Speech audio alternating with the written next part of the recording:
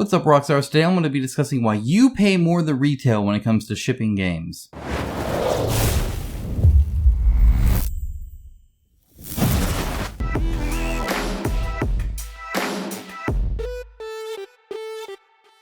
Now, as always, a huge shout out to my patrons and YouTube members. It is through their financial support that this channel is possible. If you can donate even $1 a month, there is a link in the description below. Thank you so very much. Additionally, a huge shout out to Into the AM as a long-term sponsor of this channel. They make fantastic quality shirts. I'm wearing one right now. You guys know I wear these all the time. They fit great. They look great. I get compliments all the time when I wear them. Highly recommended. And they're a great deal. You can get 10% off right now in the description below by using the link down there. And just to show you real quick some of the amazing new deals that they have, the new shirts that they have some great like Japanese style ones. They got some outdoorsy style ones. They got freaking spacemen and cubes and anything else you could want, camping and just amazing color. You got retro stuff. You got alcohol kind of stuff with octopus and space. And look, they have amazing shirts. Fantastic deal.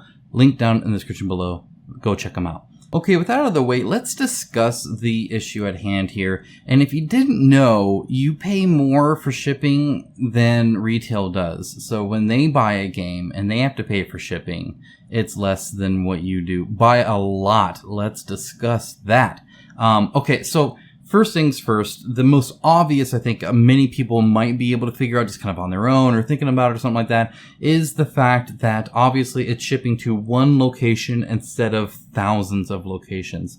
And what I mean by that is they can put a whole bunch in and ship it directly there. It's just like shipping to the hub, right? Where they have big 18-wheeler fulls of these things that they can essentially move, which of course brings that second mile cost down a lot, right? And so all the extra gas and logistics there go out the window when they don't have to go across the country to go and deliver it, and to you and to me and to them and to there and everywhere else in between. It's just one big push there. That helps a ton logistically, and it helps a ton just raw dollar cost, of course. Now, with that, of course, that also means they can bypass the hub. The hub is there, stuff like Quartermaster Logistics and stuff. They're there to figure out how to ship it to thousands of people across an entire country or a group of countries or a region or continent or whatever you want to look at it. If you're Australia, you're pretty much all of those, right?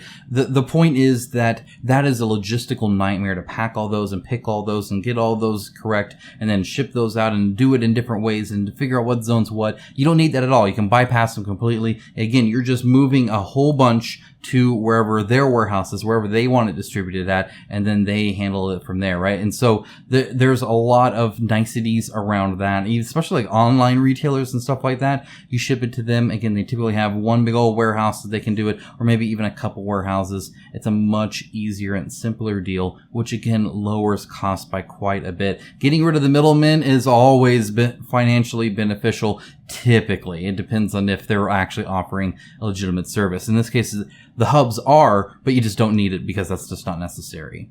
Now, one thing you might not know is this can be part of a longer term contract, especially if you partner with somebody like Asmodee or somebody like that, who, Ravensburger and all that. They will have a continual kind of contract for containers because they're sending them all the time, right? Many of them each and every single year.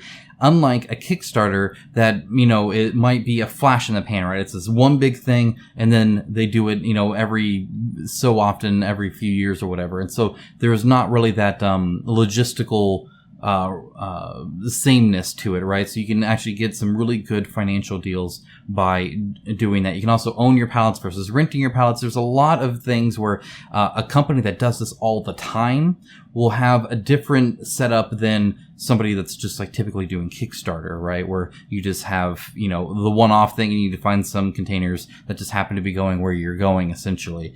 You instead have an actual system in place, and that can, again, reduce shipping. Now, the one thing I want to kind of end on here, and it's probably going to be the longest part of this video because it's something that's a bit more controversial and a bit more not set in stone, as in they're not going to come out and necessarily say this, but there is an idea of a sunken cost. And what that means is essentially there's a whole bunch of money that you have to put forward to make money, right? You got to spend the money to make the money, whether that's the steel molds for the miniatures and all that other kind of stuff, right? But essentially you can view the entire Kickstarter as a sunken cost towards retail. So retail is already sold at a much lower margin that you're hoping to make better based off of quantity, right? So maybe you're making 10,000 of them or 15,000 of them or 20,000 or whatever it is, right? And you're selling those at a much lower margin of profit, a profit margin, than a Kickstarter will do. Now, with that, that means any increase in a little bit even in margin helps out greatly across everything, right? And so if you can actually have Kickstarter, your Kickstarter funds, your Kickstarter backers pay for the freight, right? So you get the big freight, but the Kickstarter only takes up this much of the freight and the rest of it, or maybe it's half and half, or maybe it's 2/3, whatever. Either way, you have all of this freight, which is retail plus Kickstarter, and then you divide the cost to back to the Kickstarter paying it all. Suddenly you get freight for free when it comes to retail, right? So you don't have to include that in your MSRP, or you can essentially just shave that off as added stuff because it's not a cost to you. So if your MSRP is this and you're selling for a fourth of that or half of that, if you're like crazy, it's pretty much typically like 40% of that, right? And so you're shipping it there, and you don't have all those costs because you have the backers, the Kickstarter, paying for your cost to do that. So you can kind of go into a retail deal without a sunken cost, without that, with essentially starting at zero, not negative. Right? Because all of your steel molds were paid for, all of your cardboard was paid for, all of your freight was paid for. Kickstarter allowed you to launch a game to retail with no sunken cost involved. So it's all profit then. Everything you're making, you don't have to get to zero. You're already there. And so when you're getting the number for the freight, when you're getting the number for the shipping, if you include that retail in, you can have Kickstarter pay for quite a bit of that, because often you're making it all at the same time, you're shipping it all at the same time, and so it's easy enough just to have the people that you're charging for it just pay for the whole darn thing, and then you get that other stuff for free. So there's a myriad of reasons on why they would do this. There's a myriad of reasons on how they do this, and of course not everybody's doing it the same way, of course not, but there is definitely a huge incentive to have the people that you're nickeling and diming every single ounce of shipping to pay for it, so that the retail deal, the big deal, the people you gotta swoon because they're gonna buy a whole bunch, right, get a better deal. Because at the end of the day, that is where the real money is retail, just because you can't compete with the numbers. It's just not possible, right? And so with that, it means you're catering to the moneymakers, to the big part of it, to that retail. That's why it's there. It's like a free-to-play mobile game that doesn't focus on whales, right? If your big spenders here and they're saying, we want a great deal, and then you're saying, well, I could get you a great deal by just making it a little worse for these guys, you're going to cater towards the whale more often than not. It's just how companies work. So if you've ever wondered why it's so much for you and why it seems like, surely retail isn't paying all this. Well, no, they're not. Of course they're not.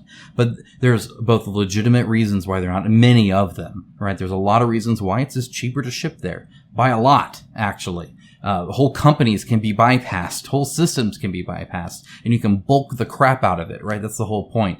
But there's also some niceties around using a Kickstarter to essentially pay for your retail to be nothing but profit.